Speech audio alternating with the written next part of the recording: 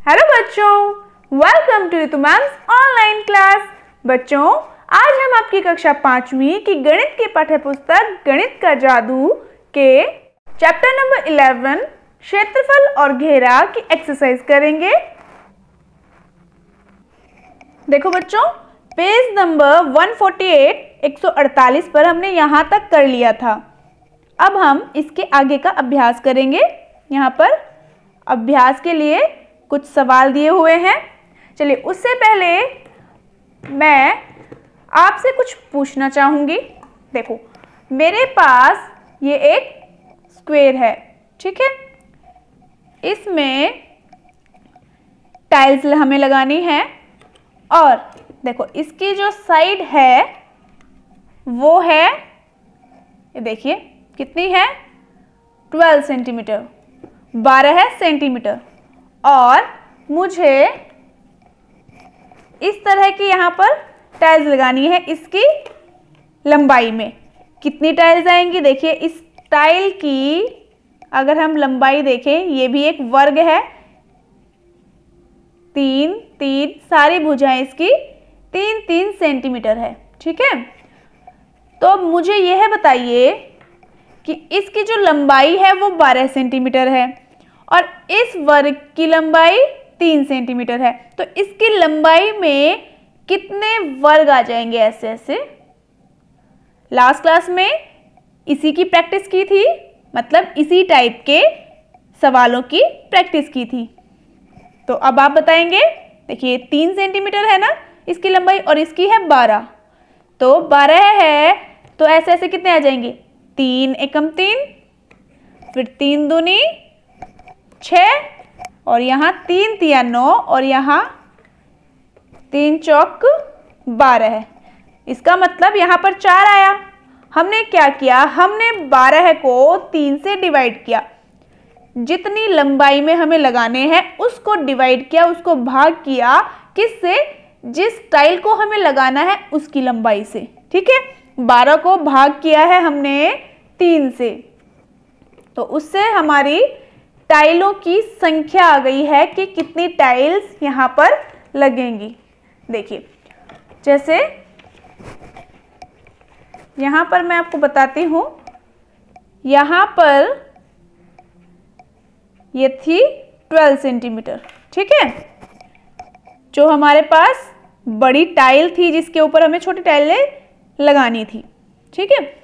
अब देखिए, जो छोटी टाइल है वो उसकी लंबाई थी 3 सेंटीमीटर। हमने क्या किया? हमें ये पता लगाना था कि यहाँ पर कितनी टाइल्स आ जाएंगी, तो हमने 12 को 3 से डिवाइड कर दिया। 12 को 3 से डिवाइड किया तो टाइलों की संख्या आ गई 4 टाइलें, ठीक है। तो अब देखिए, अब हमें इसी तरीके से यहाँ पर हम क्वेश्चन देखेंगे, पढ़ेंगे इस सवाल को। नंबर क्या है? अरबाज ने अपनी रसोई के फर्श पर हरी वर्गाकार टाइलें लगवाने की सोची है। देखो, हमने भी इस पर टाइलें लगाई है ना। उसी तरीके से अरबाज सोच रहा है अपनी रसोई के फर्श पर टाइलें लगवाने की। अब टाइल का जो हर किनारा है वो है 10 सेंटीमीटर का, ठीक है। जैसे हमारी टाइल का था 3 सेंटीमीटर का, और वो कहता है कि रसोई की लंबाई 220 सेंटीमीटर लंबी और, ठीक है, रसोई 220 सेंटीमीटर लंबी है और चौड़ाई इसकी है 180 सेंटीमीटर। उसे कितनी टाइलों की जरूरत पड़ेगी? देखो बच्चों, यहाँ पर भी टाइलों की संख्या पूछी गई है। हम क्या करेंगे? हम ये करेंगे, क्योंकि यहाँ पर लंबाई और चौड़ाई दोनों दी हुई है और रसोई में टाइल्स लगवानी है पूरी। जैसे हमने तो सिर्फ यहाँ पर लंबाई के लिए देखा था, है ना। ऐसे अगर हमें इस पूरे में पता करना है कि पूरे में टाइलें कैसे आएंगी, कितनी आएंगी, तो हमें चौड़ाई भी चाहिए, ठीक है। चौड़ाई भी कितनी है इसकी? 12 सेंटीमीटर है, क्योंकि एक तो वर्ग है। देखिए, अब चौड़ाई में भी 4 ही आ गई, है ना। अब इसको मैं अगर आपको इस तरीके से बताऊं, देखो चौड़ाई में भी कितनी आई हैं? 4 टाइलें, यही चीज की ना हमने।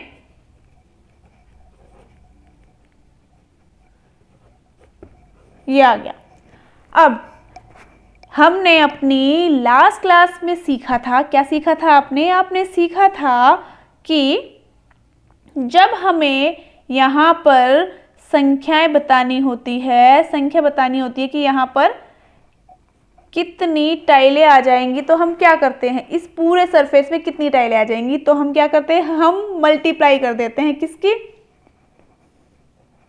यहाँ पर जितनी भी टाइलें आई और यहाँ पर जितनी, मतलब लंबाई को चौड़ाई से गुणा करते हैं। तो इसको अगर हम गुणा कर दे 4 और 4 को, तो कितनी आई, 16 टाइलें, है ना बच्चों।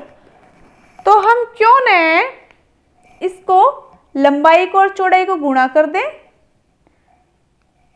इसकी लंबाई और चौड़ाई को और इसकी लंबाई चौड़ाई को, और उसको आपस में डिवाइड कर दें। ठीक है, तो देखो बच्चों, यहाँ पर मैंने लिखा भी हुआ है पहले से ही, ताकि हमारा समय बच जाए। देखो, अब यहाँ पर रसोई की लंबाई कितनी बताई गई है, 220 सेंटीमीटर बताई है, और चौड़ाई बताई है 180 सेंटीमीटर। मैंने आपको समझाया, क्या समझाया था, ये समझाया था कि हम क्या करेंगे, हम पूरी रसोई का क्षेत्रफल निकाल लेंगे और उसको डिवाइड कर देंगे किससे, टाइल के क्षेत्रफल से। तो हमारी क्या आ जाएंगी, टाइल की संख्या आ जाएगी कि कितनी टाइलें उस रसोई में लगेंगी। तो यहाँ पर लंबाई गुणा चौड़ाई किया, क्यों किया, क्योंकि क्षेत्रफल किसका, आयत का, आयत का क्षेत्रफल क्या होता है, लंबाई गुना चौड़ाई होता है। रसोई जो कि एक आयत है, इस तरीके के आकार की है, और यह क्या होता है, यह एक आयत होता है। इसमें लंबाई 220 सेंटीमीटर दी हुई है रसोई की, और चौड़ाई 180 सेंटीमीटर दी हुई है। तो अब ये देखो, हमने लंबाई और चौड़ाई को गुणा कर दिया, 220 लंबाई है और 180 चौड़ाई है। अब यहाँ पर सेंटीमीटर स्क्वायर या फिर वर्ग सेंटीमीटर क्यों लिखते हैं, आपको शायद यह मालूम नहीं होगा, तो मैं बताती हूँ। जब हम 220 लिखेंगे तो उसके पीछे सेंटीमीटर भी तो है, और 180 लिखेंगे तो उसके पीछे भी सेंटीमीटर है। अब इन दोनों को इकट्ठा लिख दिया तो सेंटीमीटर स्क्वायर या फिर वर्ग सेंटीमीटर। ठीक है, अब इनको हम मल्टीप्लाई करेंगे, गुणा करेंगे, तो क्या आ जाएगा, 396 और 2 जीरो पीछे की, 39,600 वर्ग सेंटीमीटर। ठीक है, अब हम निकालेंगे टाइल की लंबाई दी हुई है, और क्या निकालेंगे, टाइल का क्षेत्रफल निकालेंगे।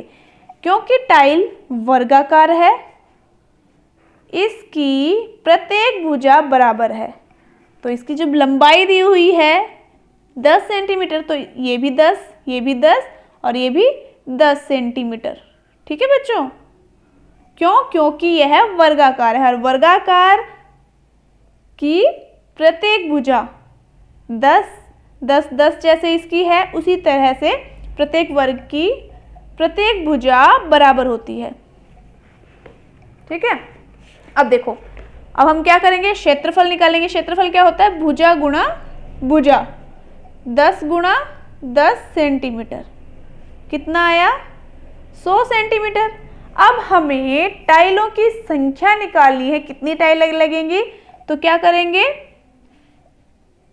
रसोई के क्षेत्रफल को किससे डिवाइड कर देंगे, टाइल के क्षेत्रफल से।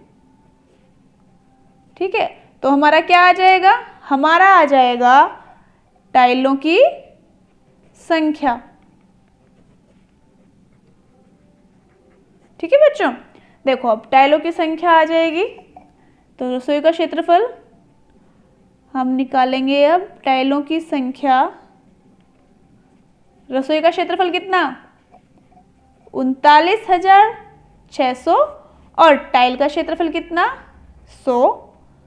अब 0 से 0 कैंसिल, कितनी आ गई, 396 टाइलें आ गई। आया समझ में?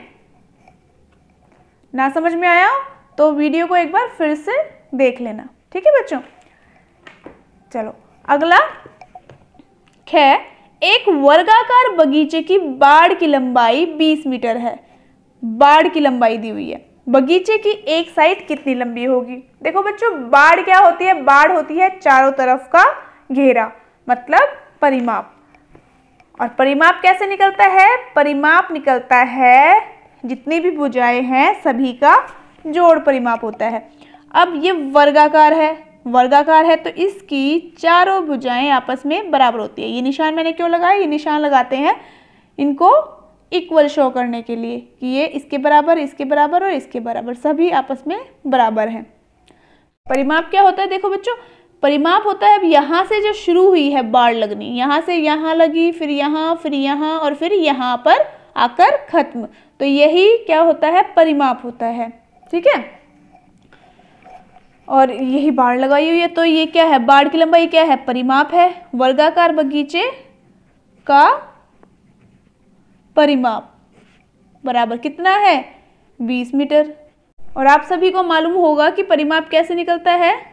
परिमाप निकलता है चारों भुजाओं का जोड़। तो यहाँ पर चारों भुजाएं जब बराबर है तो वर्ग का परिमाप होता है 4 गुना भुजा। किसका परिमाप? वर्ग का, क्योंकि इसकी चारों भुजाएं बराबर होती है और वो है 20 मीटर, ठीक है। अब देखो, भुजा निकालनी है। मैंने लास्ट क्लास में बताया था कि अगर हम यहाँ पर किसी को गुणा करेंगे तो वहाँ वो उसको भाग करेगा। अगर भाग कर रहा है कोई भी संख्या इसको भाग करेगी तो वहाँ जाकर उसको गुणा करेगी। तो भुजा कितनी हो गई? 20 डिवाइडेड बाय 4, ठीक है। तो डिवाइड कर दो, 4 पंजे 20, 5 मीटर। इसकी भुजा कितनी आ गई? किसकी भुजा है ये? वर्गाकार बगीचे की।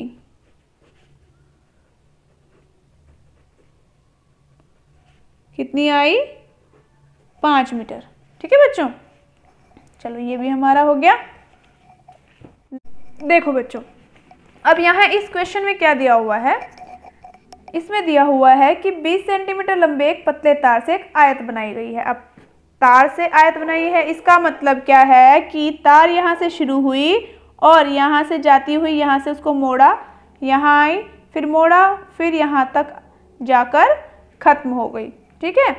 उसने एक आयत का रूप ले लिया, आयत की शेप ले ली। तो आयत का जो परिमाप होगा, घेरा होगा, उसी को तो परिमाप कहते हैं। वो किसके बराबर होगा? वो होगा तार की लंबाई के बराबर, है ना। और तो कितना हुआ आयत का परिमाप? देखो कितना लिखा है? 20 सेंटीमीटर। यहाँ लिखेंगे 20 सेंटीमीटर, ठीक है। अब देखो बच्चों, यहाँ पर हमें क्या ज्ञात करना है? हमें ज्ञात करना है उसकी लंबाई। चौड़ाई दी हुई है 4 सेंटीमीटर। अब परिमाप क्या होता है? क्योंकि आयत का परिमाप है तो आयत के परिमाप का फॉर्मूला होता है लंबाई जमा चौड़ाई इंटू में 2, और जो कि 20 सेंटीमीटर मिला हुआ है हमें क्वेश्चन में। अब देखो, ये 2 तो उधर चला जाएगा, ठीक है। वहाँ जाएगा तो क्या करेगा? 20 को डिवाइड करेगा, 10 आया।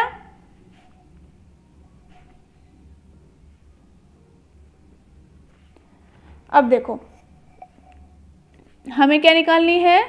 चौड़ाई की लंबाई। चौड़ाई तो दी हुई है, लंबाई निकालनी है। तो चौड़ाई कितनी है? 4 सेंटीमीटर बराबर। अब ये 20 को जब डिवाइड किया था 2 से तो 10 हो गया था। अब लंबाई निकालनी है तो 4 उधर जाकर क्या करेगा? माइनस करेगा। तो लंबाई आ गई 6 सेंटीमीटर, ठीक है। चलो अगला प्रश्न देखते हैं। देखो ये है, एक चौकोर कैरम बोर्ड का परिमाप 320 सेंटीमीटर है। उसका क्षेत्रफल कितना है। अब कैरम बोर्ड कैसा है, वर्गाकार है, चौकोर है मतलब वर्गाकार है, उसका हमें क्षेत्रफल ज्ञात करना है। अब देखो किसी भी वर्ग का क्षेत्रफल क्या होता है, फॉर्मूला पता होगा आपको, भुजा गुणा भुजा, ठीक है। तो इसका मतलब हमें क्षेत्रफल निकालने के लिए भुजा चाहिए, पर भुजा इसमें दी ही नहीं हुई, तो हम क्या करेंगे, परिमाप से भुजा निकालेंगे। दिया हुआ है चौकोर कैरम बोर्ड का परिमाप कितना, देखो 320 सेंटीमीटर, ठीक है। अब देखो बच्चों,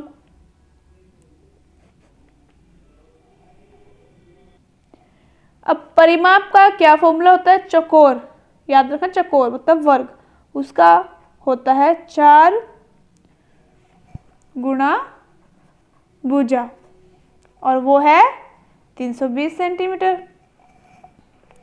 भुजा निकालनी है तो क्या करेंगे, 320 को डिवाइड करेंगे 4 से, तो भुजा कितनी आ गई, 4 अट्ठे 32, जीरो का ऐसे है इसे 80 सेंटीमीटर आ गई भुजा। ये आंसर हुआ, यही पूछा गया था, है ना। अब देखो, अब ये है कि इस त्रिकोणीय टाइल जैसी कितनी टाइलें सफ़ेद डिज़ाइन में समा सकती है। ये देखो ये डिज़ाइन बनाया हुआ है ना, इस तरीके का मैंने भी एक डिज़ाइन बनाया है, ये देखो है ना, बिल्कुल इसी तरीके का डिज़ाइन। अब हमें बताना है कि डिज़ाइन में समा सकती है ये वाली टाइलें, तिकोनी जो है इस वाली डिज़ाइन में समा सकती है, तो देखते हैं। देखो बिल्कुल ये देखो इक्वल आ रहा है ना, तो ये इसमें समा सकती हैं। देखो अब तो इस सफ़ेद डिज़ाइन में जो बुक में दिया हुआ है उसमें कितनी टाइलें, तिकोनी टाइलें समाएंगी। देखो 4 तो तिकोनी टाइलें हैं ही और 2 तिकोनी टाइलें इस चौकोर में समा जाएंगी, तो कितनी हुई 6, ये हो गई 6 टाइलें। अब यदि एक वर्ग का क्षेत्रफल 1 वर्ग सेंटीमीटर है तो नीचे पूछा गया डिज़ाइन का क्षेत्रफल बराबर डैश वर्ग सेंटीमीटर, क्षेत्रफल इसका हमें निकालना है डिज़ाइन का। एक त्रिकोण जो है वो वर्ग का आधा है, ये एक वर्ग है और ये वर्ग का आधा, ठीक है। तो देखो ये कितनी बन गई, एक टाइल बन गई है वर्गाकार, ये देखो ये भी एक वर्गाकार टाइल बन गई है और ये बीच में लगी हुई थी। तो कितने जो टाइल लगी हुई है, डिज़ाइन बना हुआ है, इसका क्षेत्रफल कितना वर्ग सेंटीमीटर रखा जाए, 1 2 3 वर्ग सेंटीमीटर, ठीक है। तो आपको भी बच्चों 4 और 6 वर्ग सेंटीमीटर के क्षेत्रफल वाले डिज़ाइन बनाने हैं, इसी ब्लू कलर की स्ट्रिप में जो डॉट्स दी हुई हैं उनको ज्वाइन करके। तो आज के लिए बच्चों इतना ही काफ़ी है, मिलते हैं फिर नेक्स्ट वीडियो में, तब तक के लिए बाय बच्चों।